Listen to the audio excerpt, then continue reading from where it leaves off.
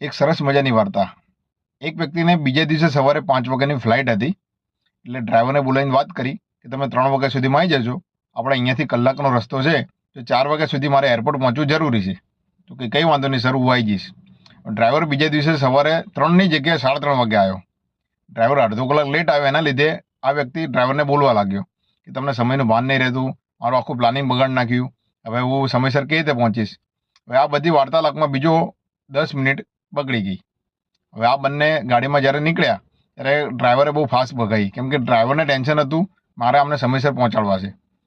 હવે અચાનક ગાડીમાં ટાયરમાં પંચર પડ્યું। હવે પેલો વ્યક્તિ ભગવાનને કહેવા લાગ્યો, ભગવાન શું થઈ રહ્યું છે આજે તમે એક તો ડ્રાઈવરને લેટ પહોંચાડે મારી જોડે, હવે ગાડીમાં ટાયર પંચર કરી નાખ્યું, બધું શું થઈ રહ્યું છે। હવે આ વ્યક્તિને ચિંતામાં જોઈને એક વ્યક્તિ ત્યાં બાઇકવાળો પસાર થયો અને જોઈને ઊભી રાખી બાઇક અને પૂછ્યું કે શું તકલીફ છે।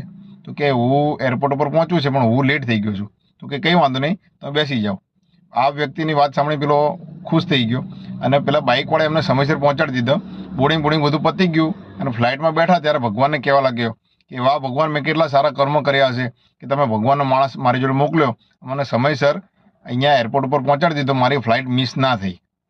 બન્યું એવું, જ્યારે ફ્લાઇટ ટેકઓફ થઈ અને એક્ઝેક્ટ વચ્ચોવચ્ચ ફ્લાઇટ હતી હવામાં, ત્યારે પાયલોટનું એનાઉન્સમેન્ટ આવ્યું કે આપણે પ્લેનના બંને એન્જિન ફેલ થઈ ગયા છે, તમારી સીટની નીચે જે કોઈ પણ પેરાશૂટ છે એ તમે બાંધી લો, હવે આપણું કંઈ નક્કી છે નહીં।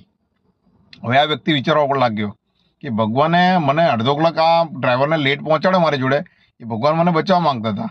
જ્યારે ગાડીનું ટાયર પંચર થયું એ ભગવાન મને બચાવવા માંગતા હતા। આ બધું આના વિચારમાં આવવા લાગ્યું અને જે વ્યક્તિ બાઇકવાળો મને પહોંચાડ્યો એ ખરેખર ભગવાનનો માણસ હતો, એ ખરેખર યમરાજાનો માણસ હતો, જે મને આ પરિસ્થિતિમાં નાખી ગયો। હવે આ વ્યક્તિની વાતમાં જે અડધો કલાક પહેલા ભગવાનનો માણસ લાગતો હતો, એ અડધો કલાક પછી આ વ્યક્તિને યમરાજા લાગવા લાગ્યો।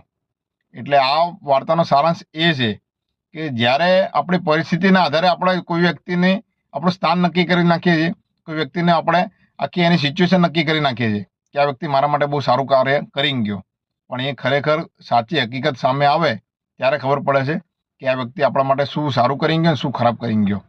અને આને બહુ ડિટેલમાં વિચારો તો કોઈક વ્યક્તિ માટે આપણે જીવનભર જીવન ઘસી નાખીએ છીએ, દિવસ રાત ઘસી નાખીએ છીએ એને ઇમ્પ્રેસ કરવા માટે। એ વ્યક્તિ આપણી માટે ઇમ્પ્રેસ પણ થઈ જાય છે, પણ એ સમયગાળા પૂરતો, જ્યારે સિચ્યુએશન બદલાય ત્યારે કંઈ કહેવાય નહીં, આ વ્યક્તિ એનો રંગ કંઈક અલગ પણ બતાવી શકે છે। એટલે હંમેશા પરિસ્થિતિના આધારે ચાલવું જોઈએ, પરિસ્થિતિ એક્ઝેક્ટ સ્વીકારી લેવી જોઈએ।